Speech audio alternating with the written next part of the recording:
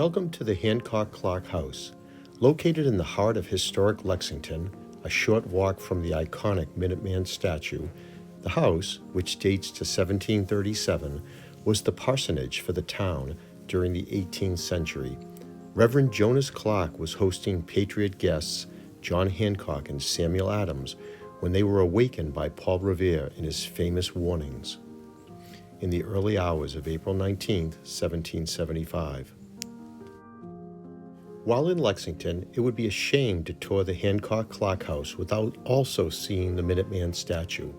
A life-size bronze figure of a colonial farmer, the statue was created by Boston sculptor Henry H. Kitson and unveiled on April 19, 1900, the 125th anniversary of the battle on Lexington Green between Minutemen and British regulars.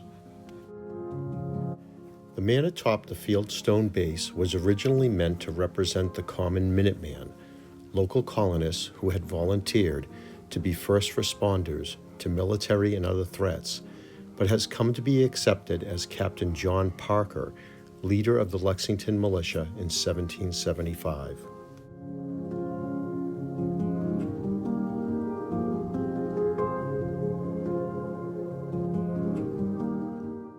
The Hancock-Clarke House was the boyhood home of John Hancock and is the only surviving structure which can be associated with the first signer of the Declaration of Independence.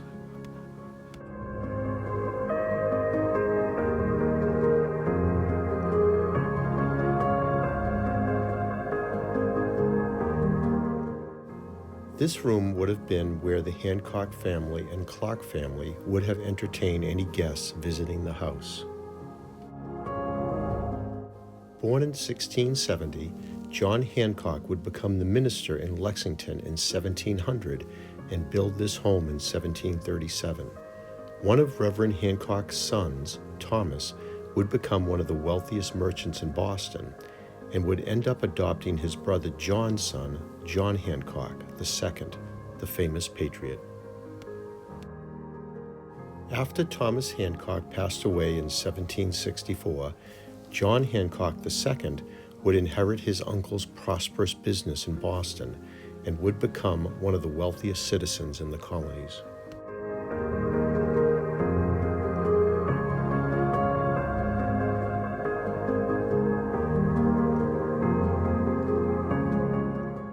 Elizabeth Hancock was born in 1674 and married Reverend Hancock in 1700. She would outlive her husband and continue to live in the home until her death in 1760. Both the portrait of Mrs. Hancock and Reverend Hancock were painted by John Smibert in 1734 and were fixtures in the mansion home of Thomas Hancock until it was demolished in the mid-19th century. The portraits have been on display at the Hancock-Clarke House since 1906.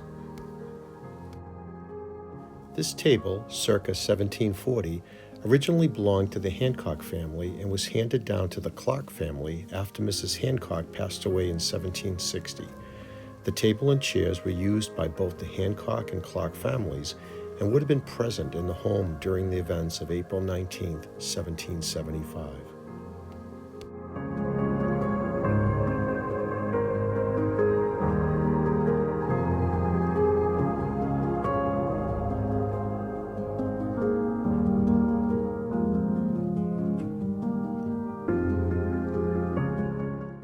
These imported Dutch tiles were a popular addition to fireplaces in the 18th and early 19th centuries.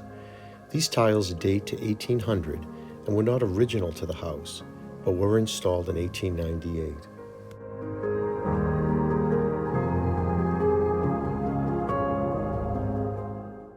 After Reverend Hancock's death in 1752, Elizabeth Hancock continued to live in the home with her granddaughter, Lucy Bowes. Once the new minister, Reverend Jonas Clarke, was hired by the town of Lexington, he too moved into the home. Reverend Clarke and Lucy would meet and fall in love and be married in 1757. This roasting jack, sometimes referred to as a clock jack, is not original to the house, but would have been useful in the preparation of meat. Instead of hand-turning the roasting spit, The complex system of gears and weights would allow the meat to turn over the fire without having to hand turn it. Once Widow Hancock passed away in 1760, Reverend Clarke became the owner of the home. Lucy Bowes and Reverend Clarke would go on to raise 12 children in the home, 9 of whom were still living in the house on April 18, 1775.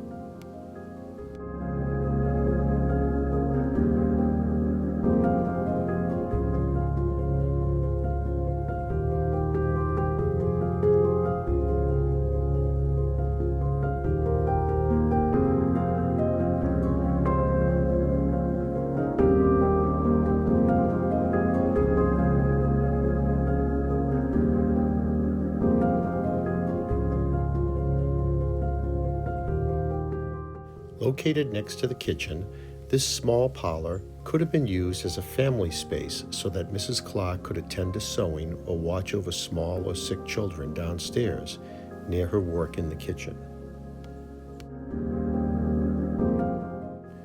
This is the room that John Hancock and Samuel Adams were staying the night prior to the Battle of Lexington. Once Paul Revere and William Dawes arrived at the house, it is in this room that these men and Reverend Clarke made the decision to have Captain Parker muster the Lexington militia. Along with John Hancock, Samuel Adams was one of the more prominent leaders of the Revolutionary cause in Boston and had been attending the Provincial Congress that was meeting in Concord the days prior to the Battle of Lexington. It was feared that the British troops that had left Boston were looking to capture both he and Hancock. This table was present in this room during the evening of April 18, 1775. During these hours, the entire household was on high alert after John Hancock had just received a letter from Elbridge Gerry, a member of the Committee of Safety, regarding the movements of the British troops. Perhaps it is on this table that Hancock crafted his return letter to Gerry. This is a Nathaniel Mulliken clock. Mulliken's shop was located in Lexington and burned by the British during the retreat through the town on the afternoon of April 19, 1775. While the Clarke family owned a Mulliken clock, and it was in this room in 1775, this is not their clock. The original clock was returned to a Clarke family member many years ago. The chest of drawers in the rear ground was first used by Reverend John Hancock and later by Reverend Jonas Clarke, and were in the room when Hancock and Adams stayed here. The Queen Anne looking glass, or mirror, was a wedding gift from John Hancock to Jonas and Lucy Clarke.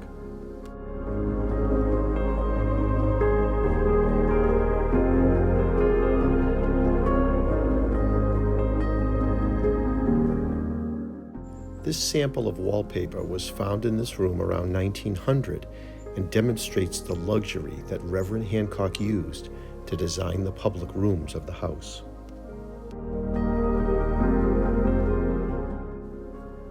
The tiles were imported from Holland and considered to be original to the house.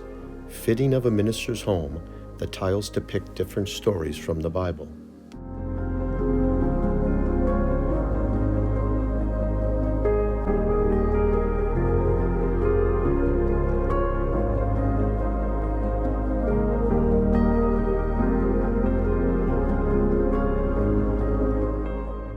The drama that unfolded on the night of April 18, 1775, was not limited to the first floor of the Hancock-Clarke house. Upstairs, the wife of John Hancock, Dorothy, or Dolly, Quincy, was assisting Reverend Clarke with hiding valuables in the attic, the garden, and cellar.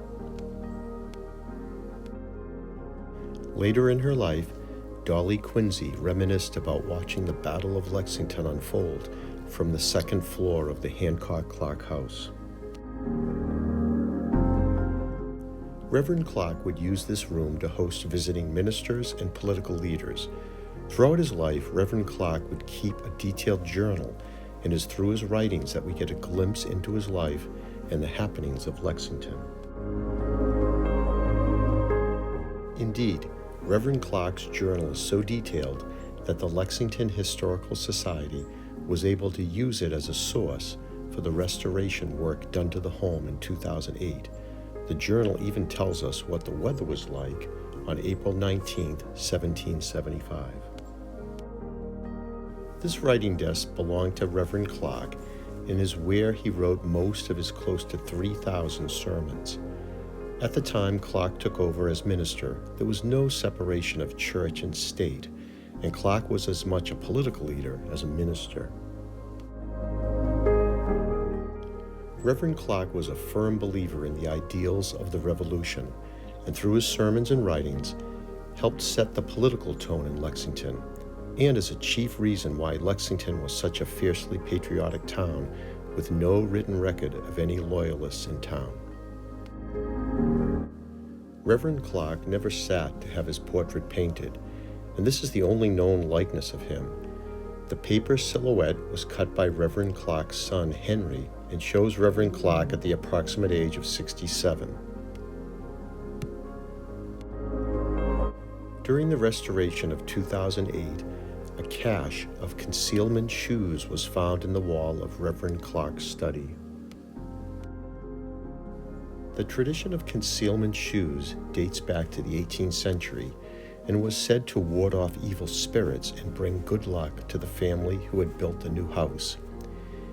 In the Hancock-Clarke house, found were 6 shoes, a cartridge box for holding small rolls of gunpowder and musket balls, a baby's corset, and a shoe buckle, with the shoes dating to the years 1700 to 1730.